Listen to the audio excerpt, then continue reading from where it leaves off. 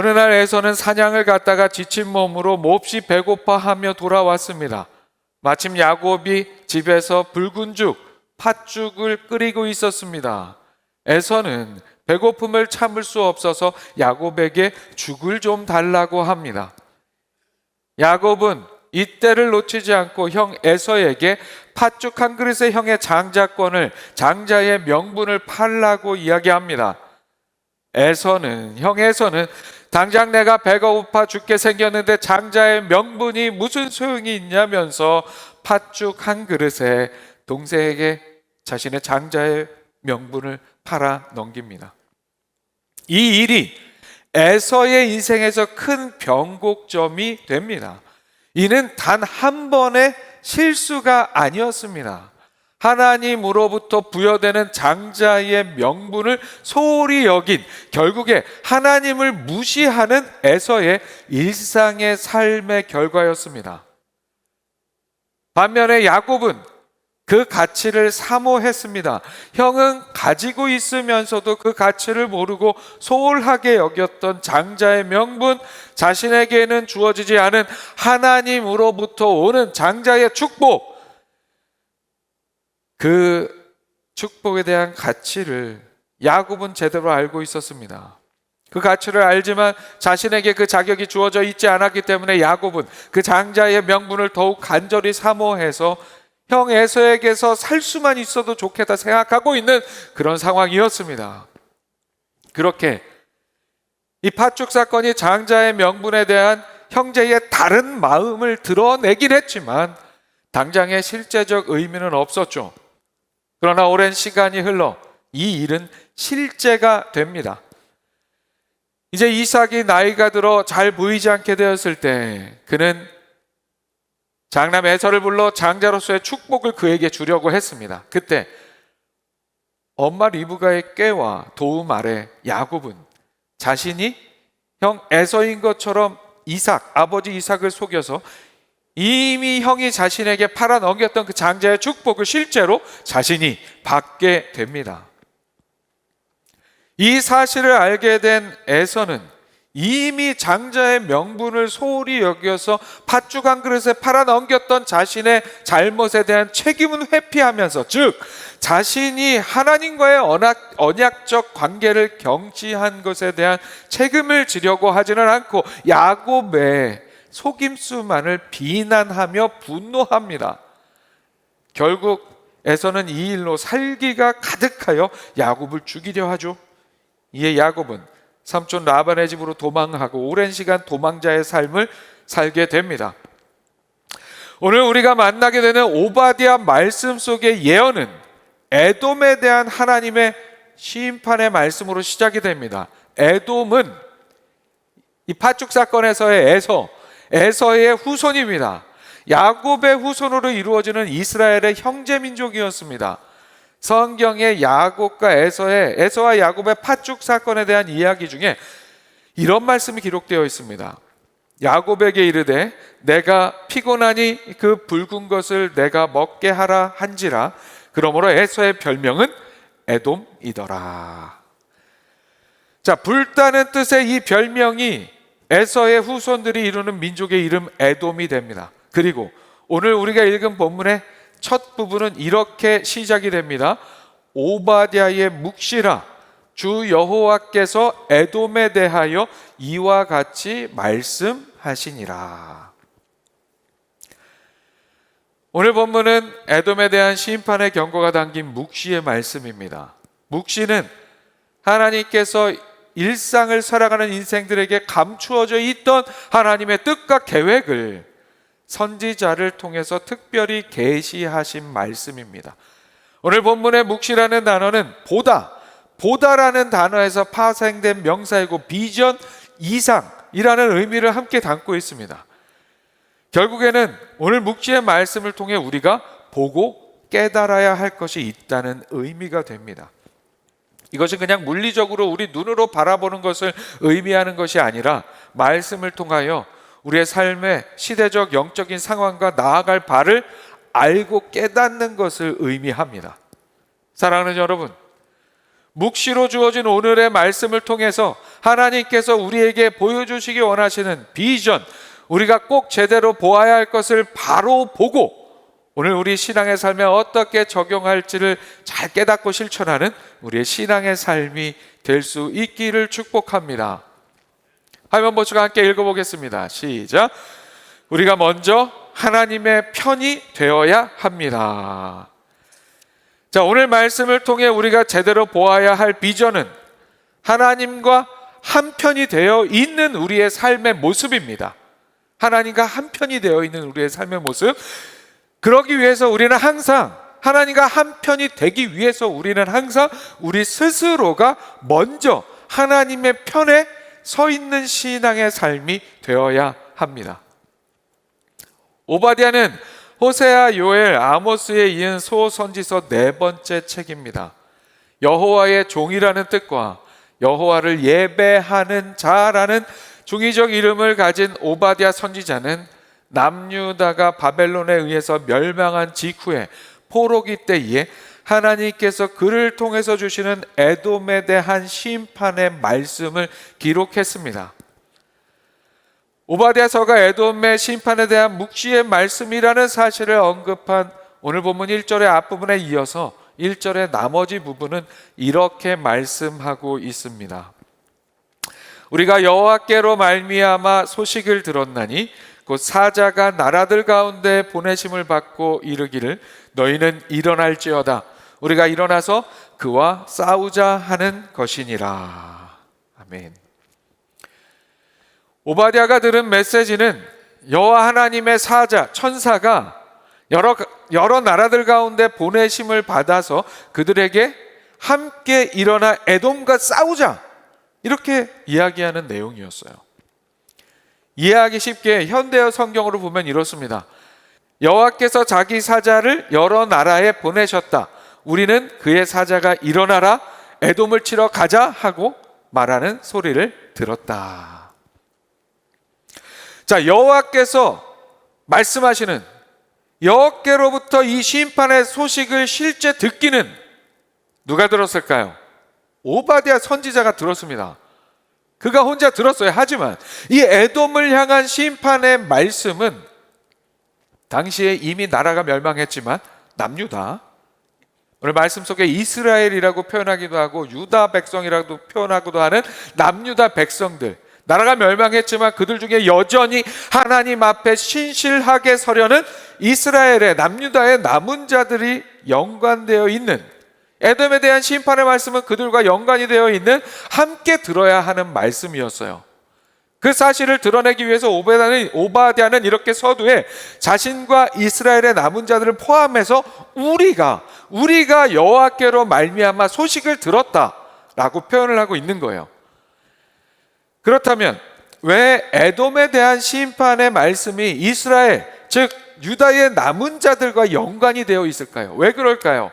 그 이유는 에돔에 대한 심판의 말씀이 결국에는 하나님의 신실한 백성들을 향한 죄악으로 인해 심판을 받았지만 하나님께서 완전히 버리지 않으시는 언약 백성을 향한 회복의 메시지로, 에돔의 심판에 대한 경고의 말씀이 결국에는 이 언약 백성을 향한 회복의 메시지로 귀결이 되기 때문입니다. 사랑하는 여러분, 그래서 우리에게 중요한 것이 바로 이것입니다. 오늘 함께 예배하는 우리 모두가 심판의 대상인 에돔이 아닌 말씀 속에 우리에 거하는 삶이 되어야 합니다. 여기서 말하는 우리가 바로 다른 누가 아니라 하나님과 한편인 삶을 의미합니다. 하나님과 한편인 삶. 그렇게 우리가 하나님과 한편인 삶이 되기 위해서 우리는 우리 스스로가 내가 먼저 하나님의 편에 설 수 있어야 한다는 거예요. 무슨 얘기입니까? 하나님 내 편이 되어주셔야죠. 하나님 내 편이 되어주세요. 이렇게 그냥 무조건 하나님은 내 편이 되어주셔야 합니다. 이렇게 이야기하기 이전에 우리가 먼저 하나님의 편에 서야 한다는 말씀입니다. 오늘 말씀의 강조점이 그것입니다. 우리가 먼저 하나님의 편이 되는 삶, 그 일을 통해서 우리가 하나님과 한편이 되는 삶이 되어야 한다는 거예요. 그러나 말씀 속에 등장하는 에돔은 하나님의 편에 서지 않습니다. 그 민족의 시조라고 할 수 있는 에서의 삶에서부터 하나님의 뜻을 따르지 않고 교만했습니다. 에서가 장자의 명분을 소홀히 여겼던 이유는 그가 교만했기 때문입니다. 애초에 조용히 집에 머무르며 사색을 좋아했던 야곱에 비해서 들에서 뛰어노는 것을 좋아하고 강인하며 사냥을 좋아했던 에서는 자신의 강인함과 사냥 실력을 하나님께서 도우셔서 내가 이런 능력을 갖게 돼서 이렇게 감사하는 것이 아니라 자신이 가지고 있는 그 강인함과 사냥 실력을, 그 육체적 힘을 과신했어요.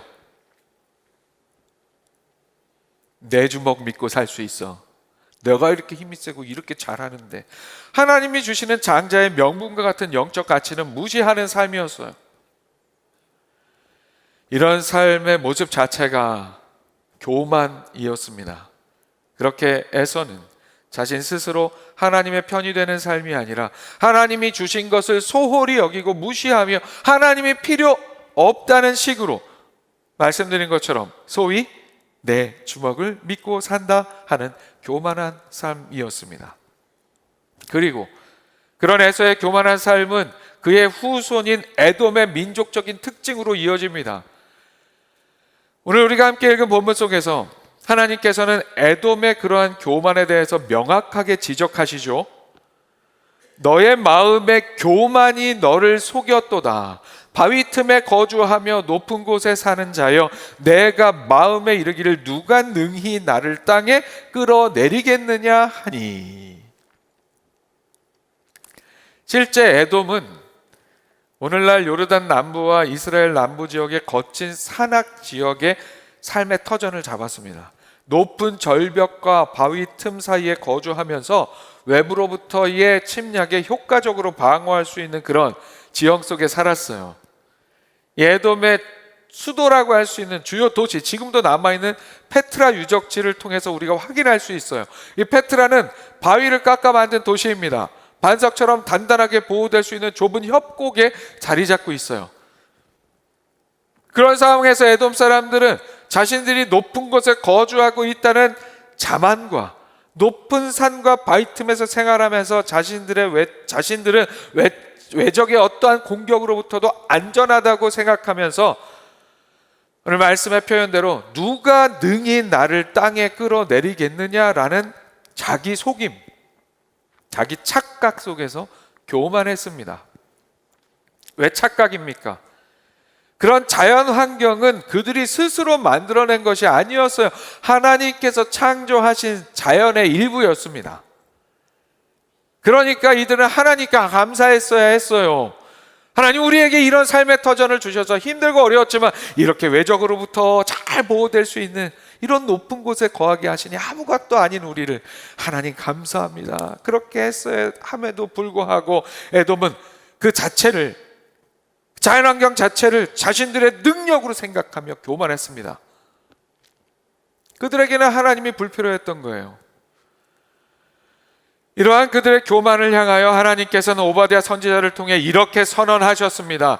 너가 독수리처럼 높이 오르며 별 사이에 깃들일지라도, 너네들이 지금 거기 산 협곡? 거기보다 훨씬 높은 곳에 독수리처럼 날아 올라가고 저 하늘의 별 사이에 너희들이 깃들일지라도 내가 너희를 거기서 끌어내리리라. 내가 거기에서 너를 끌어내리리라. 여호와의 말씀이니라. 무슨 더 설명이 필요한 이야기입니까? 이처럼 에서로부터 시작되었던 에돔의 민족적 교만의 삶은 이들을 하나님과 한편인 우리의 범주에서 멀어지게 했고 결국 이렇게 심판의 선언을 듣게 되었습니다. 사랑하는 여러분, 오늘 우리는 이 에돔에 대한 심판의 말씀을 기억하며 에돔의 교만을 반면 교사 삼아 겸손하게 하나님과 우리로 한편을 이루는 삶이 될 수 있어야 합니다. 그러기 위해서 우리는 우리 스스로가 먼저 하나님의 편이 되어야 합니다. 하나님께 무조건 내 편이 되어 달라고 이기적으로 떼쓰는 삶이 아니라 나의 생각과 나의 기준과 나의 욕심과 나의 감정을 주장하거나 강요하는 교만이 아닌 겸손으로 내 주먹 믿고 삽니다 하는 그런 교만이 아니라 하나님만 의지합니다 하는 그런 겸손으로 하나님의 말씀대로 살아가는 우리의 삶이 되어야 합니다. 그런 삶으로 우리가 먼저 하나님의 편이 되어서 하나님과 한편을 이루는 우리의 신앙의 삶이 되기를 축복합니다. 화면 보시고 다시 한번 함께 읽겠습니다. 시작. 우리가 하나님과 한편이 되기 위해서는 서로 사랑해야 합니다. 자, 우리가 하나님과 한편이 되기 위해서 우리가 먼저 겸손하게 하나님의 편이 되어야 하고, 그러기 위해서 우리는 에돔의 교만을 반면교사 삼아야 한다고 말씀 나누었습니다. 그런데 말씀에 의하면 에돔이 오늘 말씀 속에 하나님과 한편인 우리에 속하지 못하고 우리가 아닌 우리 밖에 오늘 말씀에 심판의 대상이 되어버리는 중요한 한 가지 이유가 교만 말고도 또 있는 것을 보게 됩니다. 그것은 바로 하나님께서 소중하게 여기시는 존재를 하나님의 마음으로 함께 소중하게 여기지 못한 그들의 삶의 모습이었습니다. 우리가 스스로 먼저 하나님의 편이 되는 중요한 방법 한 가지가 바로 하나님께서 소중하게 여기시는 존재를 우리도 소중하게 여기는 일에 있습니다. 그래서 우리가 하나님의 편이 되어 하나님과 한 편을 이루기 위해서 우리는 하나님께서 너무도 소중하게 여기셔서 독생자 아들을 예수 그리스도를 이 땅에 보내시기까지 사랑하신, 그렇게까지 사랑하신 우리 서로를 말씀의 명령대로, 올해 우리 수원 목양교회 표어대로 우리 서로를 사랑해야 합니다. 서로 사랑해야 합니다. 사랑하는 여러분, 실상 형제라고 하는 것은 무슨 의미가 있습니까? 형제지간이라고 한다면 웬만한 어떤 일이 있어서 서로 싸우고 티격태격 하다가도 현실 형제, 현실 남매 그냥 싸우고 그냥 못사게 구기도 하고 막 그렇게 하다가도 누군가 내 형제를 건드리면 가만히 있을 수 있습니까? 가만히 있을 수 없는 게 형제입니다. 바로 그냥 내 형제 편이 되어서 그 적과 싸우는 게 형제의 모습이죠. 그러나 에돔은 남유다가 바벨론에 의해서 침략을 당하게 되고 노략을 당하게 되고 멸망을 하게 될 때에 형제로서 하나님의 뜻을 헤아려 형제를 위해 나서거나 돕거나 애도하거나 하지 않았습니다. 오히려 형제가 그렇게 무참히 짓밟히는 상황 속에서 오히려 기뻐하고 즐거워하며 바벨론에 편승해서 남유다를 약탈하고 짓밟았습니다. 그 와중에 유다 남부 일부 지역을 에돔이 차지하게 되는 일들도 있었어요. 그래서 오늘 말씀은 에돔의 심판을 이야기하면서 먼저 에서의 이름을 거론합니다. 에서가 어찌 그리 수탈되었으며 그 감춘 보물이 어찌 그리 빼앗겼는고. 이렇게 에돔에 대한 심판을 말씀하시면서 조상인 에서를 언급함으로 에돔과 이스라엘의 형제 관계를 드러내시는 하나님께서는 교만을, 이미 살펴본 교만을 비롯해서 에돔의 심판을 받게 되는 중요한 또 하나의 이유에 대해서 이렇게 분명하게 말씀하십니다. 10절의 말씀입니다. 내가 내 형제 야곱에게 행한 포악으로 말미암아 부끄러움을 당하고 영원히 멸절되리라. 이런 에돔의 죄악상을 오늘 말씀은 내 형제 야곱에게 행한 포악이라고 표현하고 있습니다. 내 형제 야곱에게 행한 포악. 하나님께서는 에돔을 에서로, 이스라엘을 야곱으로 부르시면서 두 민족의 형제됨을 구체적으로 언급하시면서 이스라엘에게 미워하지 말라고 했던 에돔, 그 에돔이 이스라엘의 행한 포악함을 자세하게 짚어서 말씀하십니다.